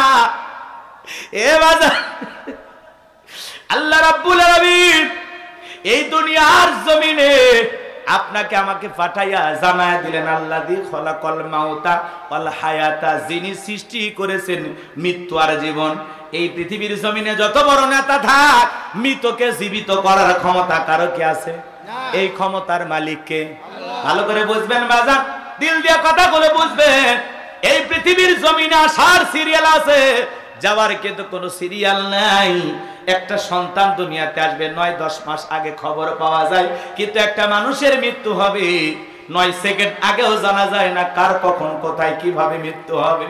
এই জন্য আল্লাহ রাব্বুল আলামিন বলেন, কুল্লু নাফসিন যায়িকাতুল মাউত, প্রত্যেক প্রাণীকে মৃত্যুর স্বাদ গ্রহণ করা লাগবে। এই স্বাদ হলো দুই প্রকারের, মিষ্টি খেলে যেমন মিঠা লাগে, নিম পাতা খেলে যেমন তিতা লাগে। যারা ইমানদার তাদের মৃত্যু বড় মিঠা। এ বাজান, একজন ইমানদার নেককার বান্দা কিভাবে মৃত্যুবরণ করবে? মায়ের কোলে দুধ পান করতে করতে একটা শিশু যেমন ঘুমের মধ্যে চলে যায়, যারা ইমানদার তারা তেমনি ভাবে বিদায় নেবে, টেরও পাবে না। বলুন সুবহানাল্লাহ। কিন্তু যারা নাফরমান গুনাহগার, আল্লাহর অবাধ্য গোলাম, যারা বলে খাও দাও ফুর্তি করো, দুনিয়াটা মস্ত বড়, যারা দুনিয়ার রং তামাশায় ব্যস্ত হয়ে পড়ে আছে, শয়তানের ওয়াসওয়াসায় পড়ে মিসগাইড হয়েছে, ভুল পথে পরিচালিত হয়েছে, পথভ্রষ্ট গোমরাহি, ওদের যখন মৃত্যু হবে পা থেকে মাথা পর্যন্ত রুহুটা ছোটাছুটি করবে। দেখেন না কত বেঈমান নাফরমান আল্লাহর অবাধ্য গোলাম মারা যায়, চোখগুলো বড় বড় করে পেশাব পায়খানা করে দেয়। কত মানুষ গালি দিতে দিতে দুনিয়া ছেড়ে মারা যায়। কত মানুষ মৃত্যুর 6 মাস পূর্বে জবানটা বন্ধ হয়ে যায়, সন্তানেরা শরবত বানায়া চামচ দিয়ে মুখে তুলে দেয়, গালসি বেয়ে বেয়ে পড়ে যায়, খাওয়ারও শক্তি থাকে না। হে বাজার, কোথায় কিভাবে চলে যাব আমরা তো কেউ জানি না। এ যুবক, তুমি কি মনে করো? তুমি মরবা না, তোমার মৃত্যু হবে না। তোমার মতো কত যুবক পরীক্ষা দিয়েছে, ফলাফল প্রকাশ হওয়ার আগে মারা গেছে। তোমার মতো কত যুবক কক্সবাজার ঘুরতে গিয়ে মারা গেল।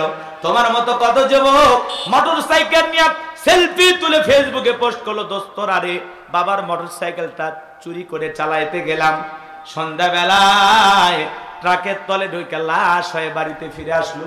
তোমার মতো কত যুবক বিয়ে করলো, বাসর ঘরে যাওয়ার ভাগ্য হলো না, কবুল বলে সিরাজগঞ্জের এক যুবক বিয়ে করলো, রেল লাইন দিয়া গাড়িটা নিয়ে যাইতেছে, বরযাত্রী নিয়ে ট্রেনে সে ধাক্কা মেরে বহুদূর নিয়ে চলে গেছে, বরযাত্রী সহ সে জায়গায় সবাই মারা গেল, কেউ আর বেঁচে ফিরলো না।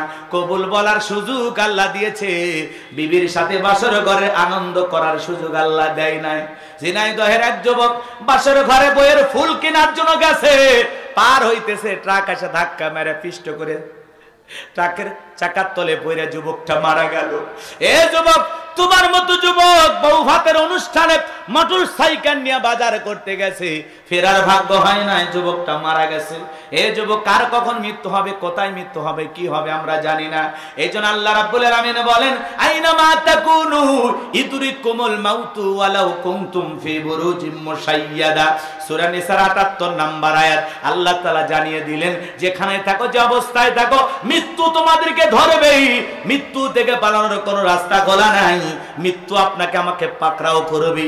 সকালে মরবো না, সন্ধ্যায় মরবো, ঘুমের ঘরে মারা যাব না, কোথায় মারা যাব, কিভাবে মারা যাব, এ বাজান সময়টা নির্ধারিত, কিন্তু আপনি আমি জানি না। বেঁচে আছি এটাই অস্বাভাবিক, মৃত্যু হবে এটাই স্বাভাবিক। সকল ধর্মের মানুষ বিশ্বাস করে, জীবন যেহেতু আছে, মৃত্যুর স্বাদ একদিন ভোগ করতেই হবে। মৃত্যুর যন্ত্রণা বড় কঠিন, বড় ভয়ঙ্কর। আল্লাহ আল্লাহর নবী ইদ্রিস আলাইহিস সালামকে জিজ্ঞাসা করা হয়েছিল, ও আল্লাহর নবী ইদ্রিস, মৃত্যুর যন্ত্রণা আপনার কাছে কেমন মনে হয়েছিল? ইদ্রিস আলাইহিস সালাম ডেকে বলেন, জ্যান্ত ছাগলের গা থেকে চামড়া খসাইলে ওই ছাগলের যেমন কষ্ট হয়, মৃত্যুর যন্ত্রণা আমার কাছে তেমনি কষ্টকর মনে হয়েছে।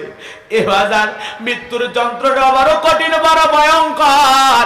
আপনার আমার প্রিয় নবী অসুস্থ, ইন্তিকালের পূর্বে মুহূর্তে নবী আমার অসুস্থ। নবীর এই অবস্থা দেখে ফাতেমা জোরে চোখের পানি ছেড়ে দিয়া কান্না করেন। ফাতেমার চোখের পানি নবী সহ্য করতে পারে না, ডেকে বলে, মা ফাতেমা, আয় আয় মা, তোর কানটা আমার মুখের কাছে লাগায়া দিন। ফাতেমা কানটা মুখের কাছে লাগায়া দিলেন। নবীজি কি যেন বললেন, হযরতে ফাতেমার কান্না বন্ধ হয়ে গেল। আম্মা জান আয়েশা ডেকে বলেন, ও আমার মেয়ে ফাতেমা, তোমার আব্বাজান কি এমন বলেছে মা, যার কারণে তোমার কান্নাটা বন্ধ হয়ে গেল? হযরতে ফাতেমা ডেকে বলেন, মা, আমার আব্বাজান আমাকে বলেছেন বাবার ইন্তেকালের পরে সর্বপ্রথম বাবার সাথে আমার সাক্ষাৎ হবে।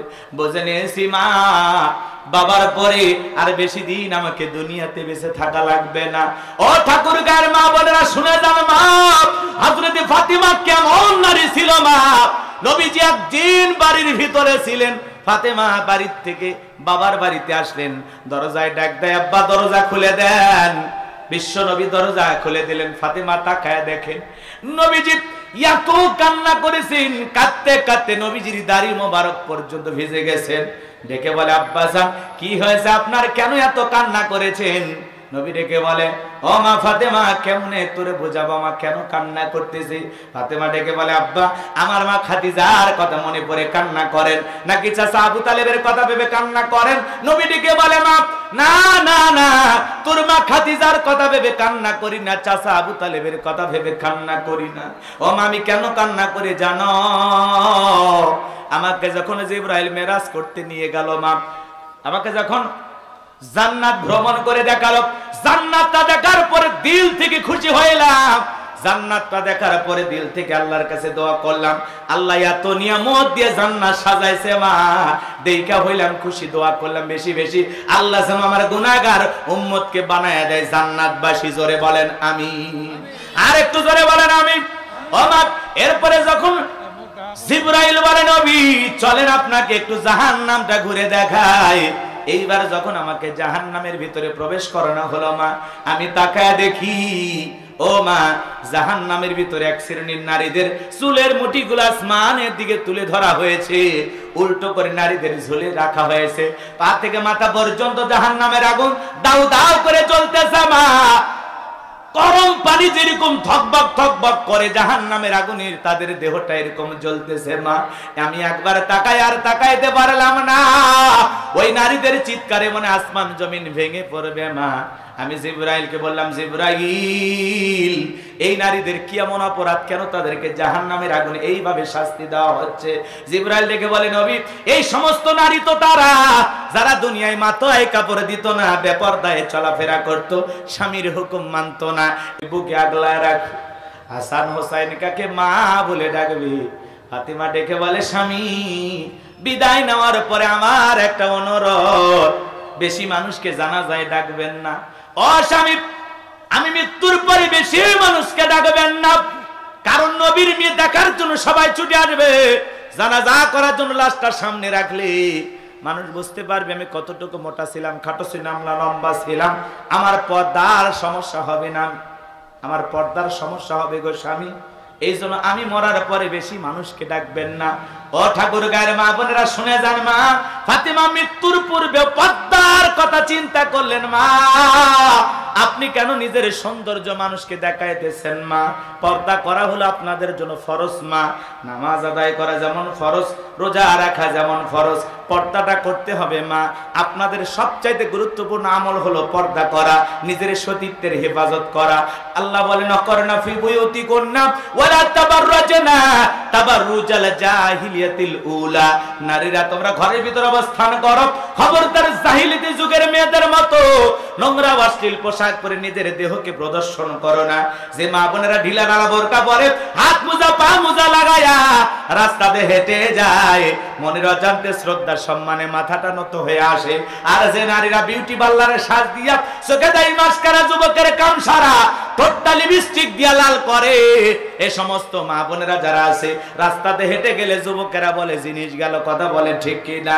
এজন্য মা, আপনার সৌন্দর্য আপনি ঢেকে রাখবেন, প্রদর্শন করবেন না। আপনার সৌন্দর্য প্রদর্শন করবেন একটা পুরুষের সামনে, সেই পুরুষের নাম হলো আপনার স্বামী। স্বামীর সামনে যত খুশি সাজুগুজু করবেন, জায়েজ আছে। স্বামীকে খুশি করা আপনার দায়িত্ব। কথা কন নাকি আপনারা? তো ওরা তো স্বামীর সামনে সাজে না, মার্কেটে গেলে সাজে, বিয়ের বাড়িতে গেলে সাজে, বন্ধুর সাথে দেখা করতে গেলে সাজে।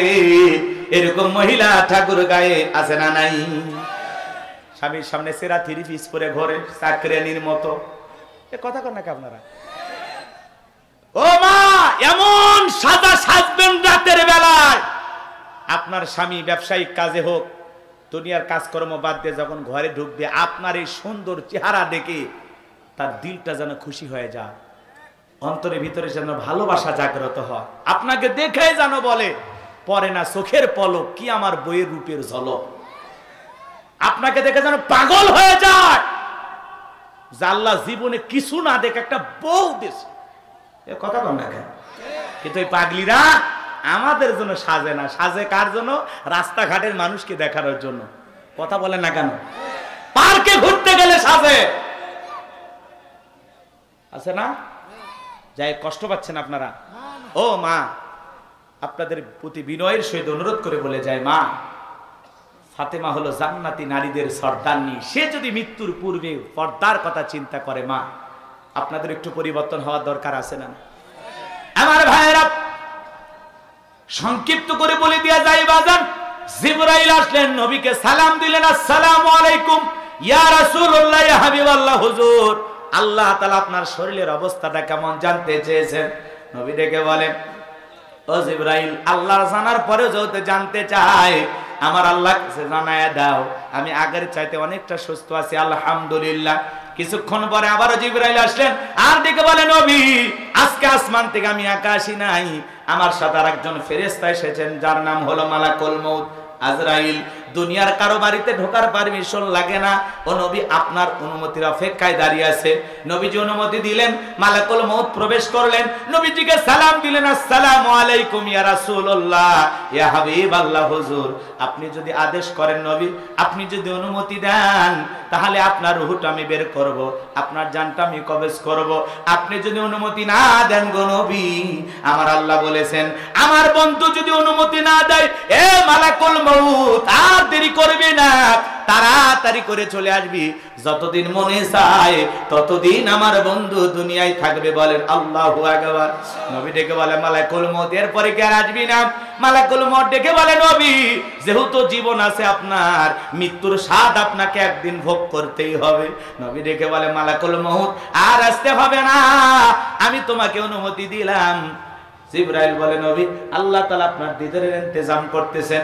নবী যখন অনুমতি দিলেন, মালাকুল মউত বিশ্ব নবীর রূহটা বের করার জন্য যখন ডান হাত নবীজির বুকের উপরে রেখে দিয়েছেন বাজার, নবী তখন চোখের পানি ছিঁড়ে দিয়ে কাঁদে আর বলে, আজরাইল, সহ্য হয় না রে, তাড়াতাড়ি করে হাতটা বুকের উপর থেকে সরায় নাও। আবার নবী দেখে বলে, মালাকুল মউত, এই যদি হয় মৃত্যুর যন্ত্রণা, আমার উম্মতেরা সহ্য করতে পারবে না।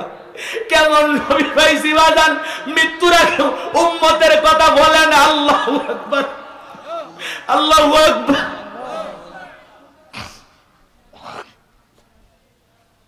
নবী উম্মতকে কতটা ভালোবাসে বাজান। জিবরাইল, কেসে বা কষ্ট হচ্ছে আপনাদের? আমার ভাইরা শুনে যান বাজান, আমার নবী বলে, আজরাইল, এই যদি হয় মৃত্যুর যন্ত্রণা, আমার উম্মতেরা সহ্য করতে পারবে না। আজরাইল বলে, নবী, বিশ্বাস করেন গো নবী, এই দুনিয়ার সব চাইতে কম কষ্ট দিয়ে আপনার রূহটা আমি বের করতেছি। ও নবী, আমার আল্লাহ বারবার বলেছেন, এ মালাকুল মউত, এমন একজন মানুষের কাছে যাবি আমি আল্লাহ যারে সবচেয়ে বেশি ভালোবাসি। এ মালাকুল মউত, আমার বন্ধুর যেন কষ্ট না হয়। বিশ্বাস করেন গো নবী, দুনিয়ার সবচাইতে কম কষ্ট দিয়া সতর্কতার সহিত আপনার রূহটা বের করার আমি চেষ্টা করতেছি। আমার নবী বলে, এই যদি দুনিয়ার সবচাইতে কম কষ্ট হয়, আমার উম্মতেরা সহ্য করতে পারবে না। এ ভাই বসেন বসেন। হাই রে মানুষ, মৃত্যুর কথা শুনে ভয় পাচ্ছেন? আপনি মারা যাবেন না, এই যে মাজার সোজা করে যাচ্ছেন, বাড়ির যাওয়ার আগেই মালাকুল মউতের সাথে সাক্ষাৎ হতে পারে কি না?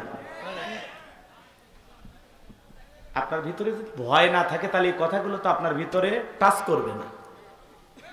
কথা কি বুঝাইতে পারলাম? হাসি খুশি মজার কথা তো শুনতে ভালো লাগে। একটু আসেন না, চক্ষুটা বন্ধ করে শোনেন, শোনেন, একটু শোনেন, আর নিজের সাথে মিলান, আপনার কি হবে। নবী ডেকে বলে, মালাকুল মউত আমাকে ওয়াদা দাও, আমার উম্মতকে তুমি কষ্ট দিবা না। মালাকুল মউত ডেকে বলে, নবী আপনার উম্মতের মধ্যে যারা আপনার আদর্শ মোতাবেক চলবে, আল্লাহর বিধান মোতাবেক চলবে, যারা হবে নেককার গো নবী, কথা দিলাম তাদের রূহটা বের করার সময় আমি কম কষ্ট দেব।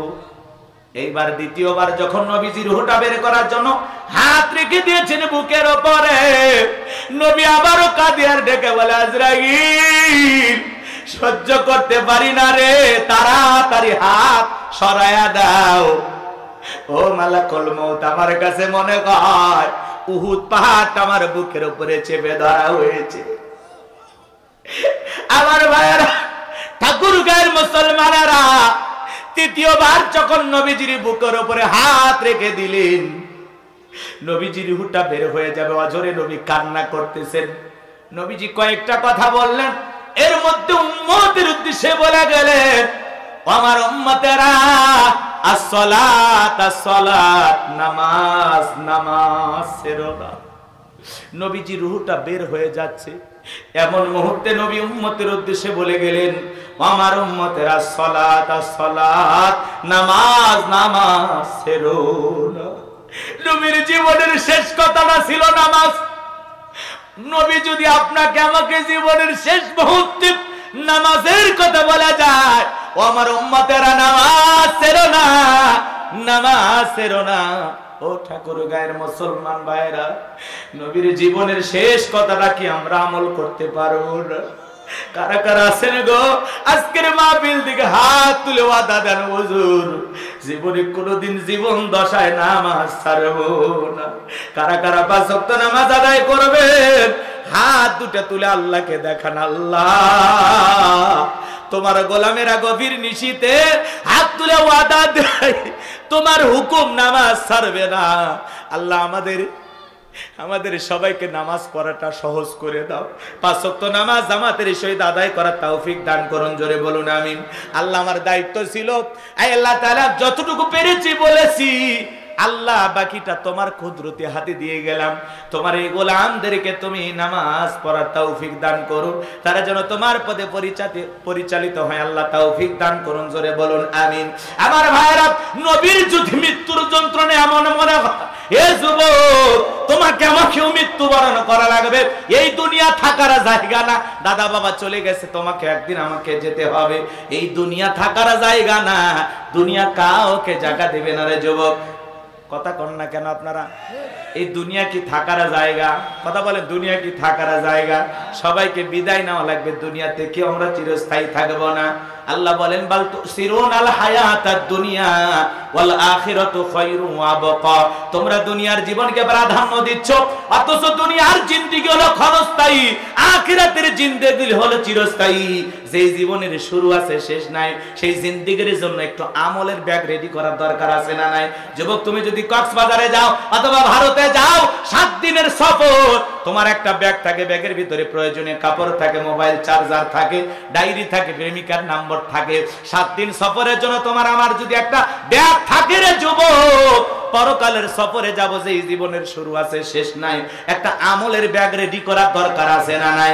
আল্লাহর কাছে যাওয়ার আগে দেখো তো যুবক, তোমার ওই আমলের ব্যাগের ভিতরে নামাজ আছে কিনা, রোজা আছে কিনা, হজ আছে কিনা, যাকাত আছে কিনা, দান খয়রাত আছে কিনা, বিবির হক আদায় করেছো কিনা, সন্তানদের হক আদায় করেছো কিনা, পাড়া প্রতিবেশীর হক আদায় করেছো কিনা, ভাই বোনের হক আদায় করেছো কিনা, মানুষের সাথে ভালো আচরণ করেছো কিনা। আল্লাহর কাছে হিসাব দেওয়ার আগে যুবক 2টা মিনিট বালিশে মাথা রেখে চিন্তা করো, আজকে রাত্রিতেই তোমার যদি মৃত্যু হয়ে যায় আল্লাহর কাছে কি নিয়ে উপস্থিত হবা? এমন কি কোনো আমল আছে যে আমলের কারণে পরকালে নাজাত পেয়ে যাবা, আল্লাহর জান্নাতে যাইবা? এমন আমল কি তোমার আমার প্রস্তুত করা আছে? কথা কয় না, একটু বলেন না বাজা। মৃত্যুর আসার আগে, আল্লাহর কাছে হিসাব দেওয়ার আগে, কবরে যাওয়ার আগে আমাদের একটু চিন্তা ভাবনা করার দরকার আছে না নাই? এ যুবক, এই কবর বড় কঠিন জায়গা। আল্লাহ রাসূল বলেছেন যে কবরে চলে গেল তার চাইতে অসহায় আর কেউ নাই। নবী বলেন ক্বালা রাসূলুল্লাহ সাল্লাল্লাহু আলাইহি সাল্লাম, ইন্নামাল কুবুরু রাউযাতুম মিন রিয়াদিল জান্নাহ আও হুফরাতুম মিন হুফারিন নার। রাহু তিরমিজি। বিশ্ব নবী ডেকে বলেন, যে ব্যক্তির আমল ভালো, মৃত্যুর সঙ্গে সঙ্গে আল্লাহ তার কবরটাকে জান্নাতের বাগান বানায় দিবেন। আর যে ব্যক্তির আমল খারাপ, আও হুফরাতুম মিন হুফারিন নার, তার কবরটা হয়ে যাবে জাহান্নামের আগুনের গর্ত। একবার যদি কারো কবর জাহান্নামের আগুনের গর্ত হয়ে যায়, বাঁচার কিন্তু কোনো উপায় নাই। দুনিয়ার আগুনের চাইতে জাহান্নামের আগুনের পাওয়ার 70 গুণ বেশি। একবার যদি কারো দেহে লেগে যায়, কলিজাটা পুরে ছাই হয়ে যাবে বাজান। এই জন্য আপনাকে আমাকে প্রস্তুতি নেওয়া লাগবে বাজান। দুনিয়া চিরকাল থাকার জায়গা না, সবাইকে কিন্তু কবরে যাওয়া লাগবে, পরকালে আল্লাহর কাছে জবাব দিতে হবে। এই জন্য আল্লাহ রাব্বুল আলামিন বলেন, আল্লাহকুমুত তাকাসুর হাত্তা যুরতুমুল মাকাবির।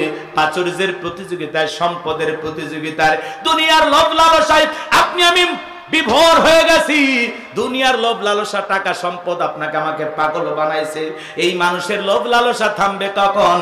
হাত্তা যুরতুমুল মাকাবির। যেদিন মানুষ কবরে যাবে, ওই কবরের মাটি যখন মানুষের মুখের ভিতরে প্রবেশ করবে, সেদিনই মানুষের লোভ লালসা কমে যাবে।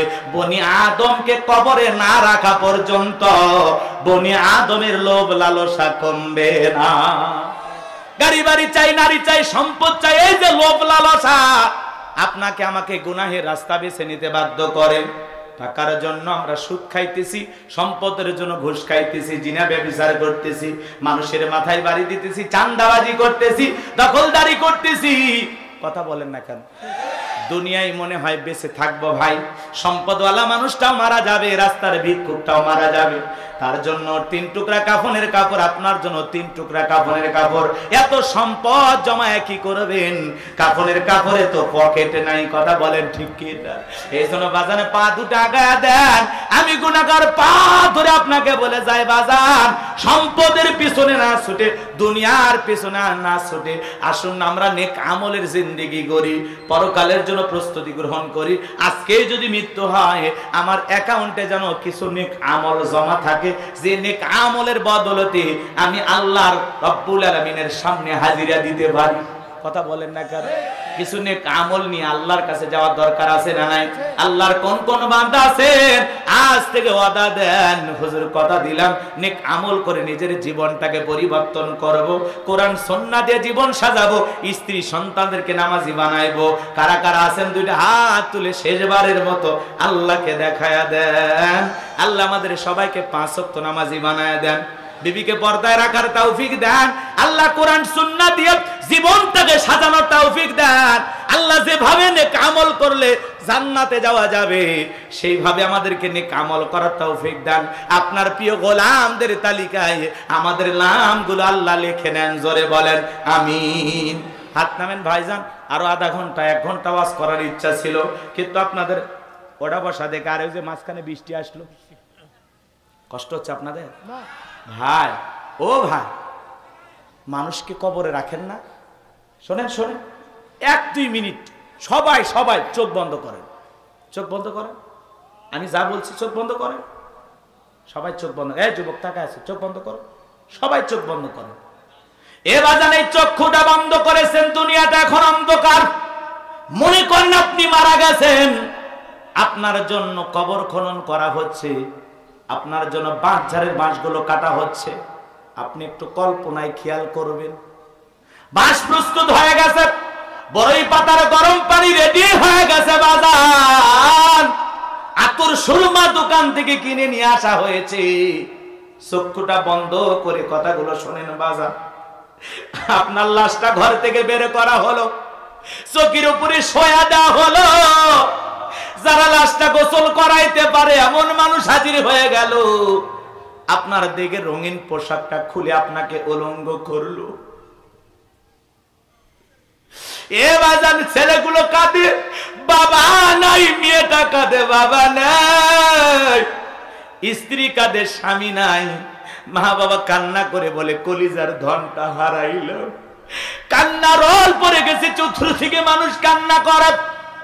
দেখে রঙিন পোশাক কইলা বড়ই পাতার গরম পানি দিয়া গোসল করা দিতেছে, জনমের মতো গোসল করাইতেছে আপনারে। আপনার দেহটা গোসল করানো শেষ হয়ে গেল। আহারে নাকের ভিতরে তুলা দিল, কানের ভিতরে তুলা দিল, আতর সুরমা লাগা দিল, কাপড়ের মধ্যে দেহটা মোড়া ফেললো। মসজিদের খাটিয়াটা আপনার বাড়ির দুয়ারে চলে আসলো। কয়েকজন মিলে লাশটা ওই খাটিয়ার উপরে উঠাইলো। 4 জন বরযাত্রী ধরে এক পা দুপা করে এখন কবরে আপনাকে আমাকে নিয়ে যাচ্ছে। এটা আপনার আমার লাশ, এইটা স্মরণ করেন বাজান। এইবার আপনার আমার দেহটা কবরে নামানোর জন্য 3 জন মানুষ কবরে নামলো। ওই 3 জন মানুষ আপনার আমার দেহটা ধরে কবর রেখে দিল।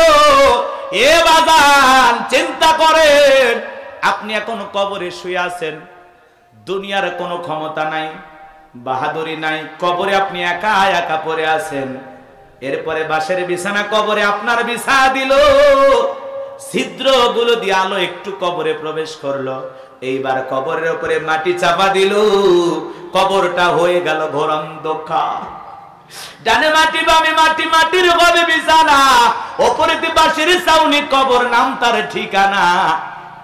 আপনার সন্তান আপনাকে লাশটা কবরে রেখে চলে আসলো, বন্ধু বান্ধব চলে আসলো, পাড়া প্রতিবেশী চলে আসলো, যেই কোদাল দিয়া ডালি দিয়া কবর খনন করলো, মাটি দিল, সব নিয়ে আসলো বাজান। এখন আপনি একা একা কবরে, দুনিয়ার কেউ আর আপনার কাছে নাই। বলেন তো বাজান, এই কবরে যখন একা একা চলে যাব, তখন আপনার আমার কি হবে? ওই কবরে আল্লাহ ছাড়া আপনার আমার বন্ধু কেউ নাই। কবরে লাশটা রাখলো, কবরের সল জব নেওয়া হলো। নেককার হলে আরামে ঘুমাইতে পারবেন। কবরটা আল্লাহ ফুল দিয়ে সাজায় দেবে, ডেকোরেশন করে দেবে, জান্নাত পর্যন্ত রাস্তা করে তৈরি করে দেবে। চক্ষু যত দূর যাবে তত দূর আল্লাহ প্রশস্ত করে দেবে, যদি নেককার হয়ে মুত্তাকি হয়ে কবরে ঘুমান। আর যদি গুনাহে অন্ধকার কবরে চলে যান, ওই কবরের মাটিগুলো এমন চুরে চাপ দিবে বাজার, এক পাজরের হাড় অন্য পাজরে ঢুকে যাবে। কি হবে আপনারা? কবরটা অন্ধ ফেরেশতা হাতুড়ি দিয়ে হাত করবে, মাথাটা চূর্ণ বিচূর্ণ হয়ে যাবে, বিষাক্ত সাপ সবল মারবে, 70 হাত মাটির নিচে চলে যাবে, আবার সবল মারবে, আবার উপরে উঠে আসবে, বিষের যন্ত্রণায় দেহটা নীলবর্ণ হয়ে যাবে। ওই কবরে লাশটা রাখার পরে দেহটা পচে যাবে, পেটটা ফেটে যাবে, পোকাগুলো কিলবিল করে নাক মুখ কান দিয়ে আপনার আমার দেহে প্রবেশ করবে, দেহের চুলগুলো খসে পড়বে, চামড়াগুলো খসে পড়বে। চিন্তা করেন বাজার, চিন্তা করেন, এরকম যদি আপনার আমার সাথে হয়ে যায় কেমনটা হবে? এই জন্য বাজার নেক আমল করে খাঁটি মুমিন মুত্তাকি হয়ে কবরে যাওয়ার দরকার আছে না নাই? আল্লাহ আমাদের সবাইকে নেক আমল করে কবরে যাওয়ার তৌফিক দান করুন, জোরে বলুন আমিন। কবরের সকল আযাব থেকে আল্লাহ আমাদেরকে মুক্তি দেন, জোরে বলেন আমিন। ওয়া আখিরি দাওয়ানা আনিল হামদুলিল্লাহি রাব্বিল আলামিন। আসসালামু আলাইকুম ওয়া রাহমাতুল্লাহি ওয়া বারাকাতুহু। যুবকেরা কই দোয়া, আল্লাহুম্মা আমিন। রব্বানা যালামনা আনফুসানা ওয়া ইল্লাম তাগফির লানা ওয়া তারহামনা লানাকুনান্না মিনাল খাসিরিন। দোগাছি জামি মসজিদ যুব সমাজের উদ্যোগে আজকের তাফসীরুল কোরআন মাহফিলের শ্রদ্ধাভাজন সভাপতি জনাব ফজলুর রহমানকে কবুল করেন, সহসভাপতি জনাব মোহাম্মদ আব্দুল মতিনকে কবুল করেন, প্রধান অতিথি জনাব অধ্যাপক মাওলানা আব্দুল হাকিমকে কবুল করেন, ডাক্তার মোহাম্মদ আব্দুল সালাম জনাব রফিকুল ইসলামকে আল্লাহ তাআলা কবুল আর মঞ্জুর করে নেন। আলোচনা করেছেন মাওলানা জুনাইদ আল হাবিবি আল্লাহ মামুনকে আল্লাহ কবুল করে নেন।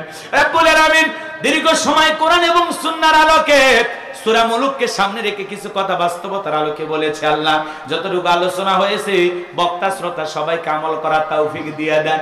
আমরা যারা হাত তুলে ধরেছি মালিক, অনেকের মা নাই, বাবা নাই, ইয়েতিম বানায় কবরে চলে গেছে। মায়ের কথা কি ভোলা যায়? বাবার কথা কি ভোলা যায়? ওই জনম দুঃখিনী মা বাবার কবরে আর সবটুকু পৌঁছায় দেন, কবরগুলো জান্নাতের বাগান বানায় দেন। রব্বির হামহুমা কামা রাব্বায়ানি সগীরা, ওয়া রব্বির হামহুমা কামা রাব্বায়ানি সগীরা। পিতামাতা যাদের বেঁচে আছে হায়াত বাড়ায়া দেন, পিতামাতার খেদমত করে তাদের মুখে হাসি ফোটায়া জান্নাত অর্জন করার তৌফিক দিয়ে দেন। হে রব্বুল আলামিন, পাড়া প্রতিবেশী যত মানুষ কবরে শায়িত হয়ে গেছে সবার কবরে আর সবটুকু পৌঁছায় দেন, সবার কবর জান্নাতের বাগান বানায় দেন। আমরা যারা হাত তুলে ধরেছি নফসের ধোকায় পড়ে, দুনিয়ার মায়া জালে পড়ে, দিনের আলোতে রাতের আধারে গোপনে প্রকাশে অনেক গুনাহ করে ফেলেছি আল্লাহ, আমাদের সকলের তামাম জিন্দেগির গুনাহগুলো মাফ করে দাও আল্লাহ। কঠিন ভয়ঙ্কর জাহান্নামের আগুন থেকে আমাদের মুক্তি দাও। রব্বানা সরিফ আন্না আযাবা জাহান্নাম ইন্না আযাবাহা কানা গরামা। রব্বানা